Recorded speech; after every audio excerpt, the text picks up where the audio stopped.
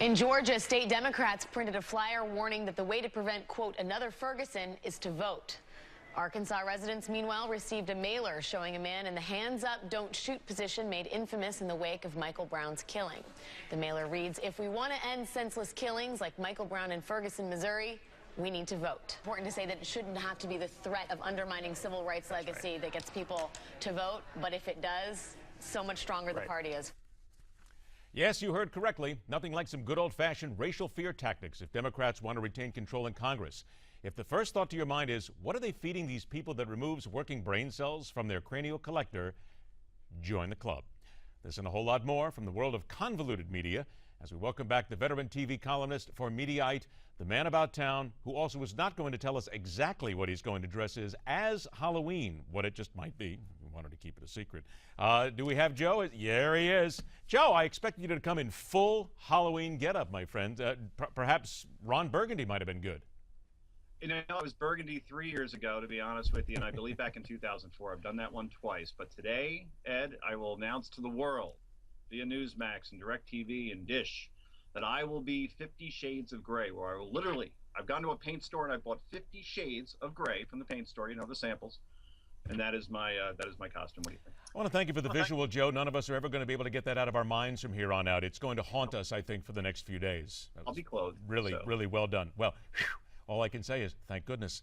Let's go ahead and talk about Alex Wagner at MSNBC with this whole comment. Gee, nothing wrong with a little undermining of civil rights, but hey, so much better for the party. I mean, seriously, Joe, we all deal in this business. We've been here before. Does the brain not connect to the mind sometimes? Does the mouth just move without any sort of thought process here? The confused Alex Wagner, you know, wow. Talking about means to an end. As long as we get there and the party's stronger, who cares if you're race baiting? Well, here's the thing. Nobody is watching, and I know I don't just say that. I hear a lot of media guys say, no one's watching your show. Really, no one's watching. She had a 41 in the demo, on Tuesday, which was the last ratings report that came out. Let me tell you what a 41 is. It's about half of 27 other shows that are on during her time and afterwards up till 12 o'clock. So in other words, she is not remotely close to even the second worst show in cable news right now. And that's despite being married to the White House former chef. So Alex Wagner can talk all this race baiting that she wants. Fortunately, it's a tree falling in the forest and nobody is listening yet. Well, let's talk again about what it means to be a professional in this business and to talk about certain things, because Carol Costello comes to mind here. She makes a comment about the Palin family when we had that whole brouhaha in Alaska with Bristol Palin and the rest, saying this is quite possibly the best minute and a half of audio we've ever come across in a long time anyway, so sit back and enjoy. We're breaking again that link between whether you're a serious news anchor or whether you're there for opining. She's not supposed to be there for opining, is she?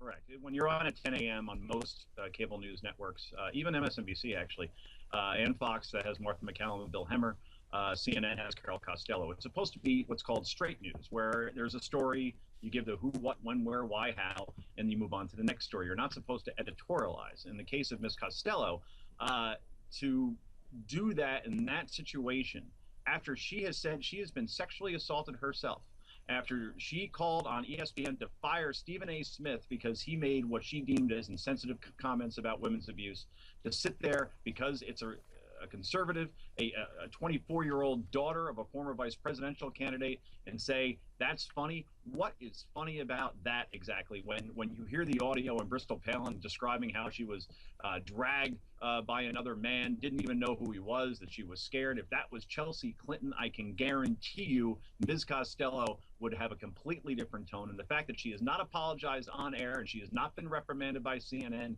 tells you all you need to know about Ms. Costello, where she stands as far as ideology. And CNN, quite frankly, I'm surprised that they haven't at least suspended her or asked her to do an on-air apology. I'm actually very surprised by that, Ed. 20 seconds left here. In your opinion, is it management telling them to say these things, or is this quite simply just the lack of connection between mouth and brain?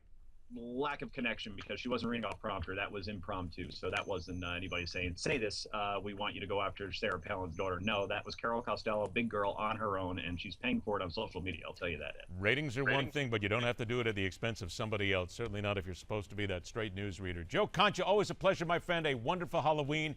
We will remember that costume for the rest of our lives. 50 Shades of Gray, Ed. There you go. Joe, take care of yourself, friend. All right, after the short break, read the tea leaves in the form of polling numbers as we head for Election Day Tuesday. And at 51 minutes after the hour, telling it like it is, has the perfect attitude for the person who leads America into the future. It's coming up right here on MidPoint.